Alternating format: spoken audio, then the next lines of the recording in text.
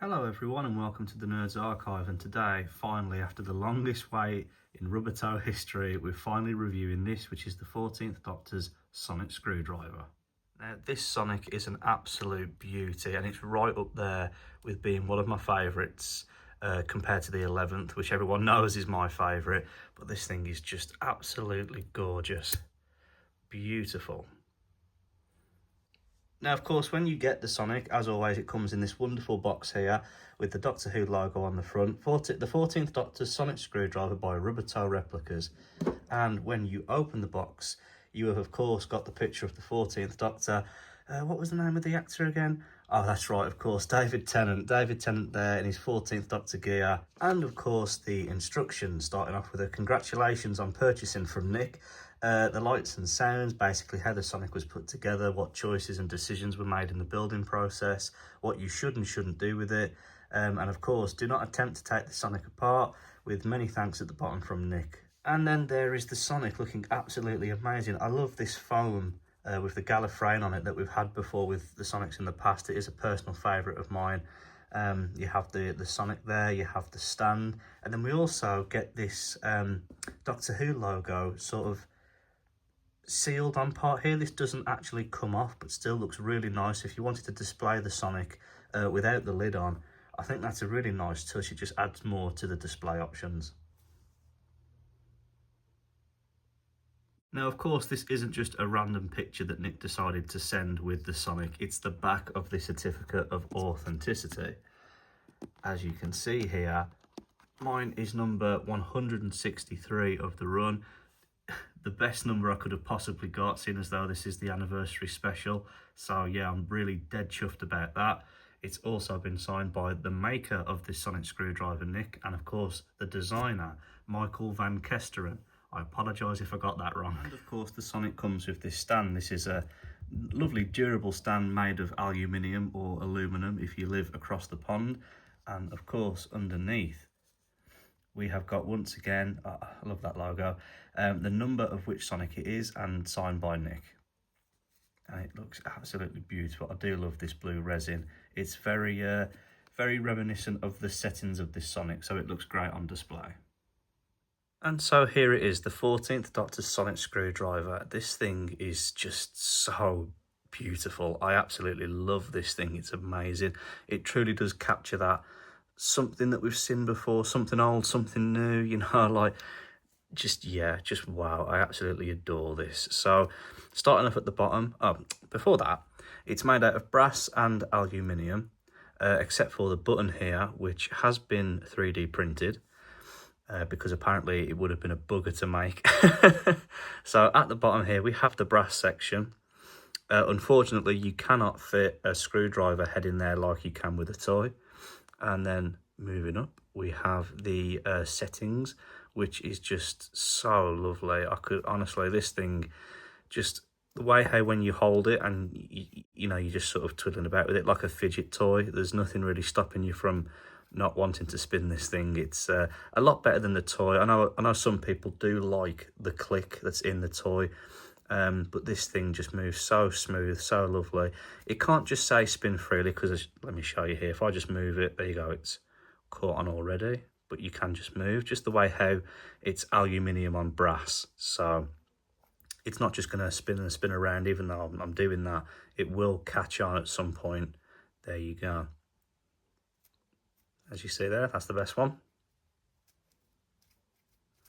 But yeah, it's such a lovely thing to spin. Then, of course, we have the leather section here. A lot smaller than the 11th, but I do like that nod. I do like a Sonic Screwdriver with a leather section, so that is beautiful.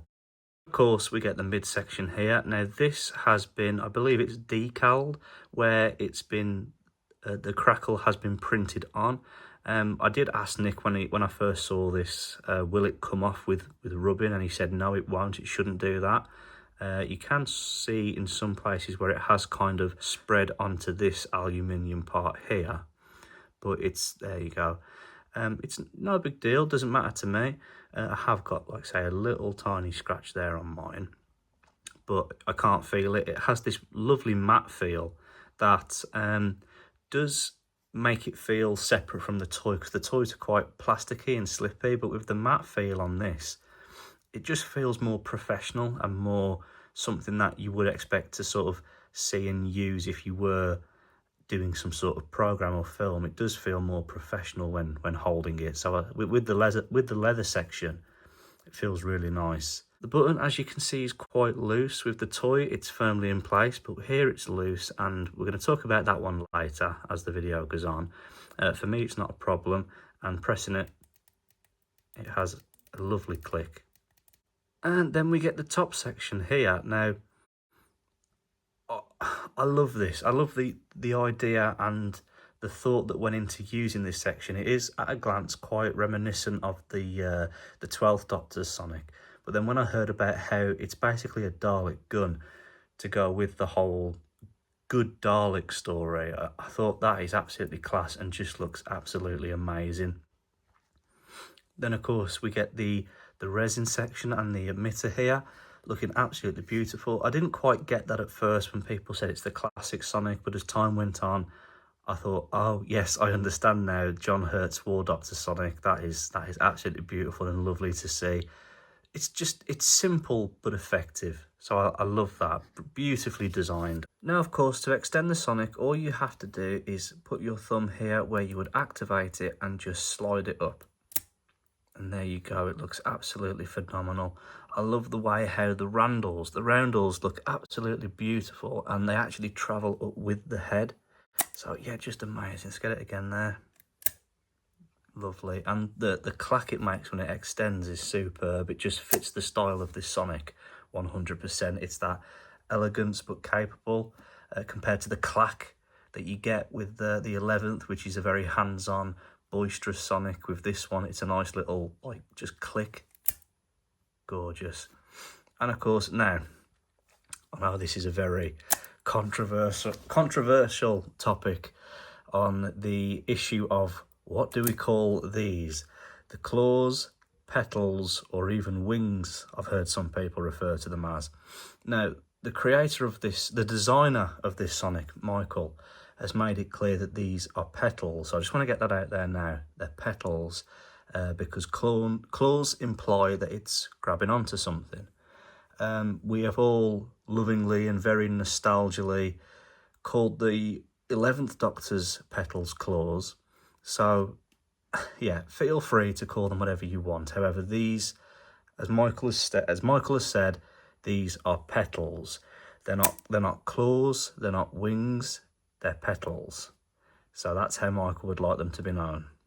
Just want to make sure we get that out there. So on the claws here, you have these very tiny little LEDs, which do also activate with the sonic screwdriver. Now, when I first saw them, I did kind of have that stomach sinking feeling. I thought they didn't look very strong. They looked quite weak, or that might be an issue where people are sending their Sonic backs to Nick thinking that, you know, as in they're sending them back because the LEDs have broke. But to be honest, no, I haven't really heard anybody complain about them. On mine, they're still perfect. So very, very nicely made there. Very nicely put together. So I do really appreciate that. And they are quite safe and sound. They are very thin, but they have a lot of space in there. So there's no reason why they would catch on or do any damage. Touch wood. Of course, exposing more of the resin here, you can see the wire. I know this does make a lot of people a bit upset. They don't like the fact that they can see it, but you have to understand it's a prop replica. It's not a real sonic screwdriver. So there are going to be things like this, especially if you're the kind of collector where it's screen accuracy or nothing. So yeah, the design of this Sonic is perfect. It's basically got all the best bits of everything that we've seen before and love. You have, of course, here the classic era, but with the blue style of the 9th and 10th, the good Dalek kind of style from the Rusty from the 12th Doctor's era, of course the crackle and the leather, and then of course the Master's laser screwdriver pommel. So basically it's just a beautiful nostalgic prop, which is just hands down amazing for any kind of special. Regardless about how you feel about the 60th anniversary of the show, The one thing you can't say is that this is a bad sonic screwdriver. It's absolutely beautiful. Of course, on the activation switch, you've got here the name of Michael's son written in Gallifreyan, which I think is just such a lovely, lovely idea. That is just so nice growing up, being able to look back and saying that his name was on the actual prop. That is really lovely. I do like that. Nice one, Michael. So to access the batteries on this Sonic, all you have to do is just unscrew from the leather section here, anti-clockwise, and it does unscrew really nicely. The threads on this Sonic are absolutely amazing. Nice and smooth, don't really catch onto anything. And just feel the part, really nice. And there you go. It is best to take the pommel off with the emitter closed.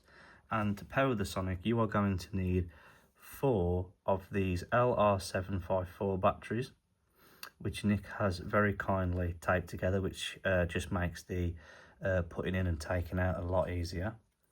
So you just slide them in like so, and then there we go. And then you just screw the pommel back on, just line it up so there you go until it slots in there, and then just turn it. There we go. Now, of course, this Sonic only makes one sound. There is no double press for secret sounds or whatnot. It is just the one generic sound. So you just very easily press the button. There you go. Let me turn the lights down on this, because I love how you can see on the petals here the LED shining through. That is lovely. And the sound is so nice. It's not like the toy. Like, say if I get the toy here.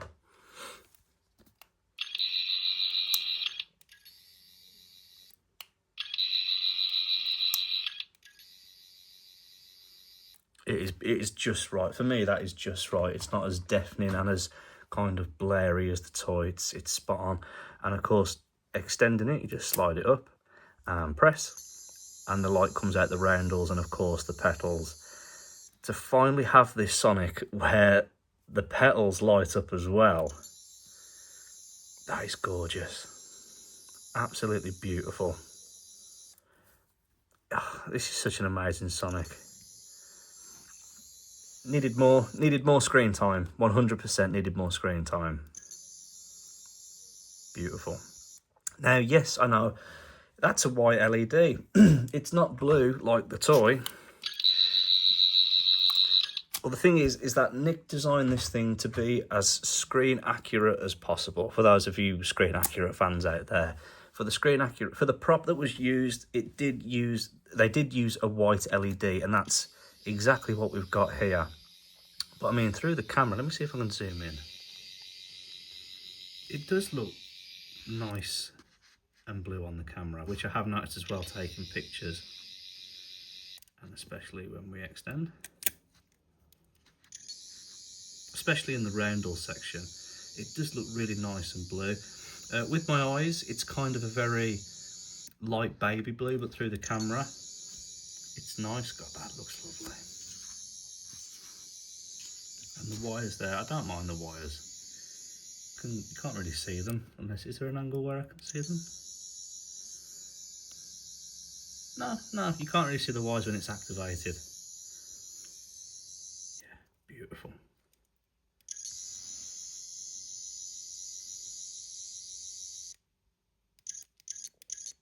That's me doing that.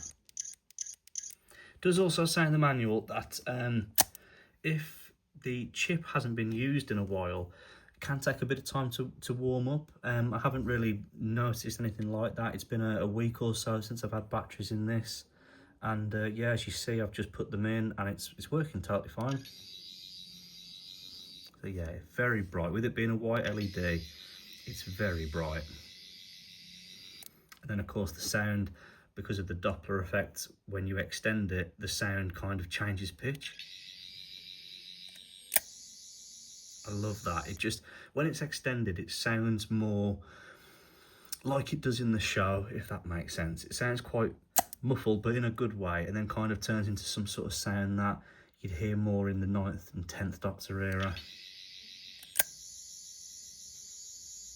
Lovely, love that Doppler effect. That's class. And of course, as you see how I'm extending it, you can't extend this with the activation button. The tolerances just cannot take it. So if you do try and slide it down like the toy, you will damage it. So the best thing to do is just literally grab it by this section here and just very gently push down. So as you see here, comparing it to the toy, I thought I'd go with the retail version as it looks the most like it. I'm just going to place them down here side by side so they're both the same level, and just very carefully raise the camera. They're both on the ground. The toy is just slightly longer, but I mean, compared to say Sonics we've had in the past and their on-screen counterparts, I think when it comes down to it, this toy is more like the prop than any of the others, 100%. Because, you know, I've held a lot of props, held a lot of toys, and just it's slightly taller and of course just slightly wider. But I mean, yeah, I think Character Options really have done their finest work with this toy. So just all the love that has been poured into the design of this Sonic, how it appeared in the show, how the toys have been built around it. It's such a lovely nostalgic thing, and it is a true gem, treasure to own one of these props next to the toy in my collection. Yeah, so Character, you smashed it. Nick, you smashed it. Michael, you designed one hell of a Sonic, mate.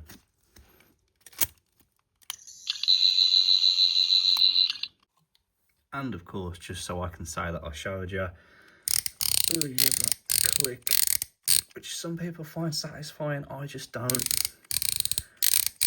On the retail version, it is the softest click, where all of the sections here, as you can see, turning together. And then on the replica, you see it's only the 3 at the top, the bottom one is stationed. Lovely and smooth. So yeah, I do enjoy spinning it on the prop than the toy. Just so you can say I showed you. Of course, another thing I love about the prop is the dome section that we have here compared to the just square that we get on the toy. Of course, they both disappear when extended. So it does look the most like it when extended. But yeah, I don't get why it's just a block, and then on the replica we get this really lovely dome. So I am a fan of that dome.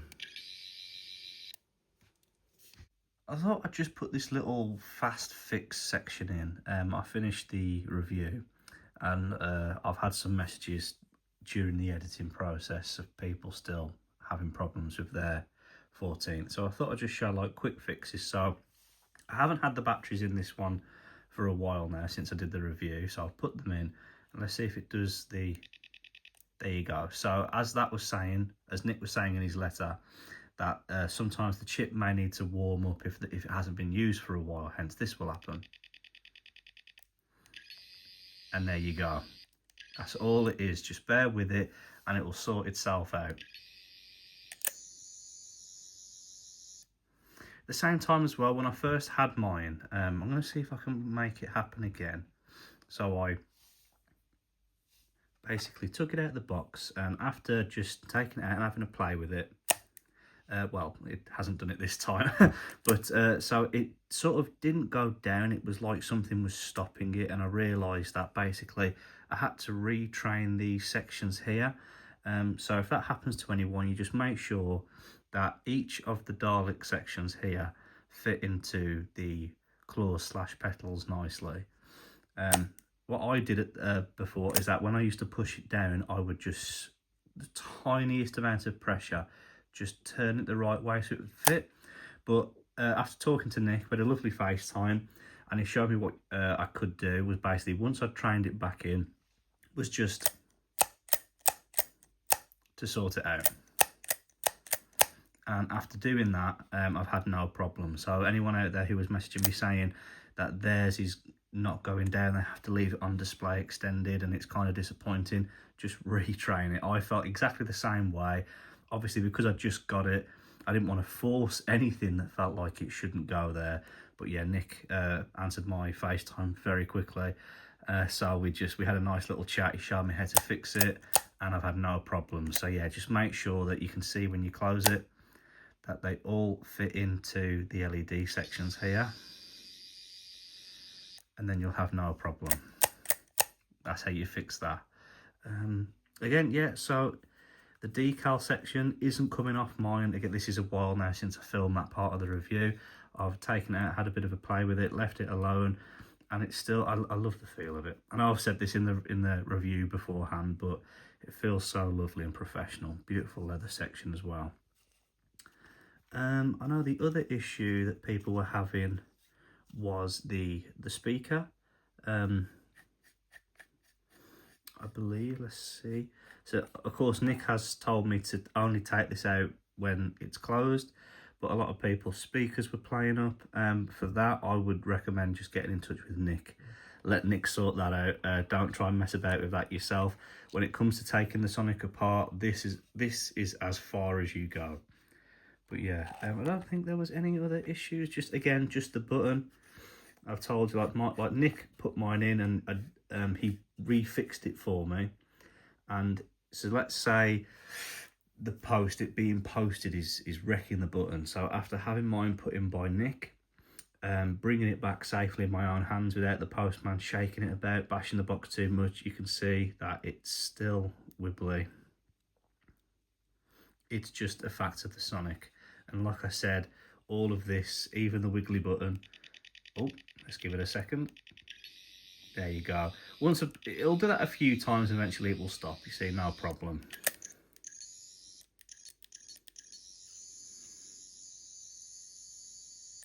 So as I said before, this is built the exact same way as the prop. It's a little piece of history, and I love it to pieces. Beautiful.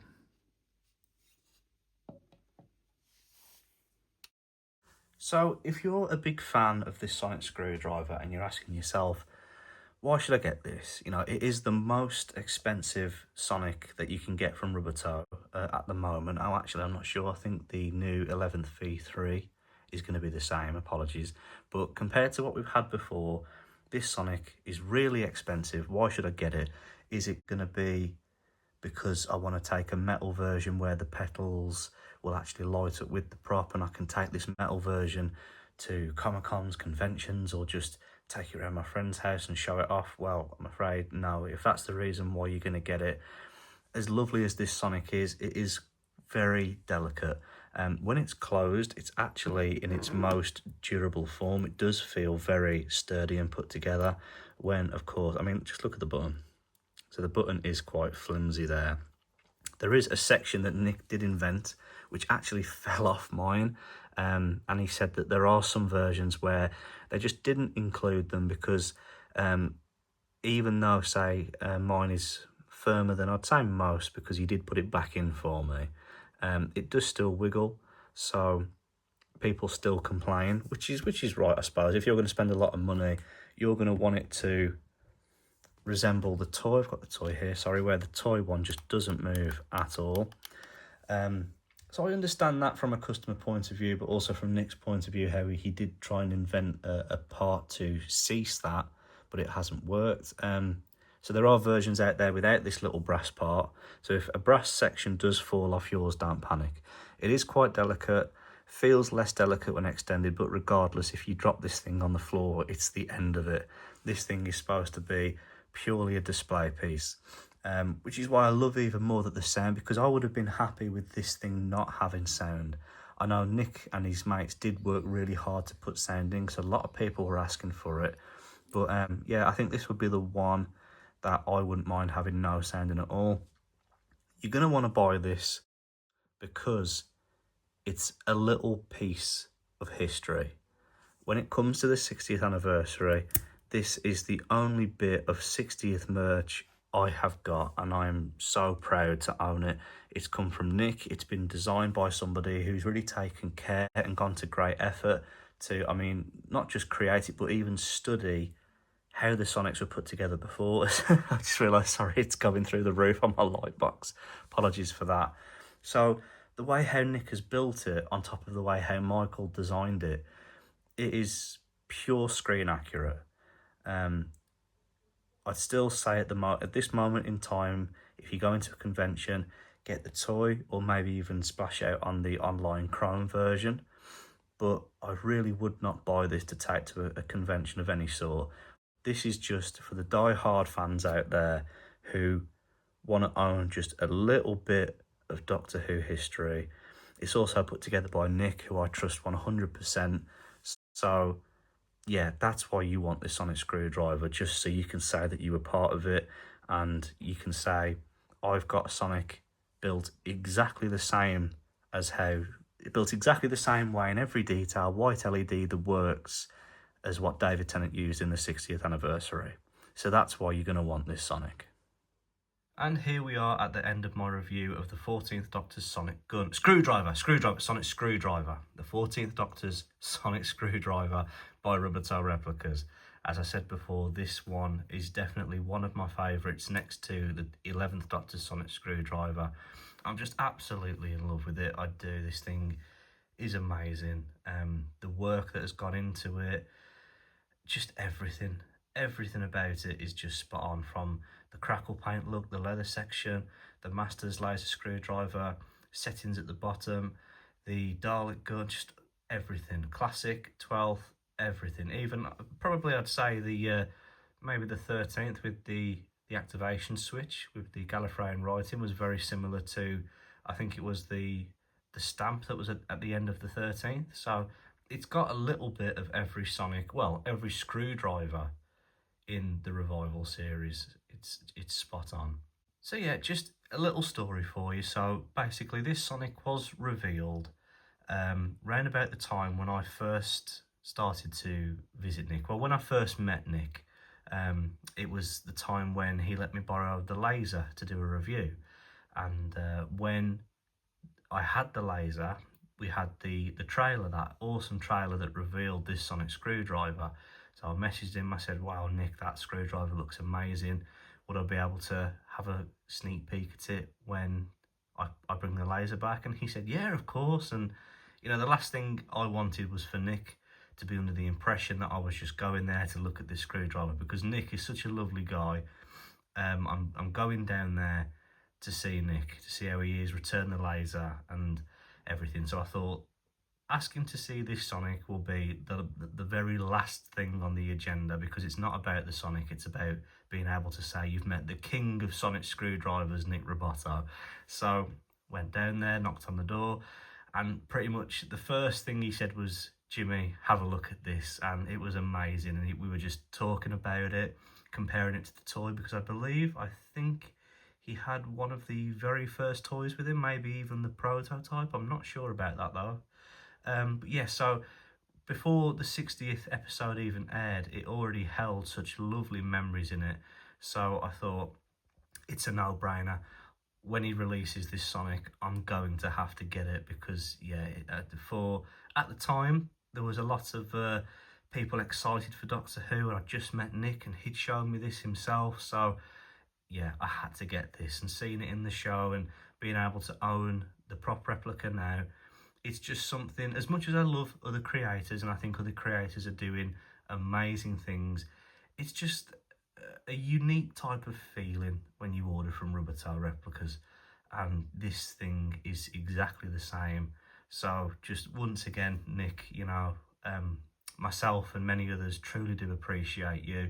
If there's any ever Sonic Screwdriver fans out there who, I don't know, you've left school, you've finally got a job, and you think, you know what, just this once I'm going to splash out and treat myself, then I do really recommend Rubbertoe Replicas. You'll not be disappointed. Any issues, you just message Nick. He's such a lovely guy. Don't be all, oh, I'm too shy, too nervous, because the guy is lovely. So yeah, Nick, from the bottom of my heart and many others, you're greatly appreciated, dude. Your work is amazing. You got a lifelong fan here, and you've got many lifelong fans, so just thank you so much for, once again, I've said this before, making these little dreams come true where, you know, as a kid, all you wanted to do was put your hands through the screen and have your own Sonic screwdriver, and maybe your own TARDIS, but we'll settle for the Sonic screwdriver now. So yeah, thank you, Nick, for doing what you do. You're greatly appreciated, dude. You're a lovely bloke. Everyone, please go and check out Rubbertoe Replicas. I'm going to put the link down below. So you can check out his store, and when it comes to Rubbertoe, there are many exciting things ahead, so keep your eye on Rubbertoe. You know, there's some really cool things on the way, so brace yourself, guys. But yep, wherever you are in the world, guys, thank you so much for watching this review. I hope you enjoyed it and it helped you made a decision on whether or not you want to pick up or leave this Sonic. Wherever you are in the world, please stay safe, stay awesome, and hopefully I'll see you all in the next one. You take care, everyone, and goodbye for now.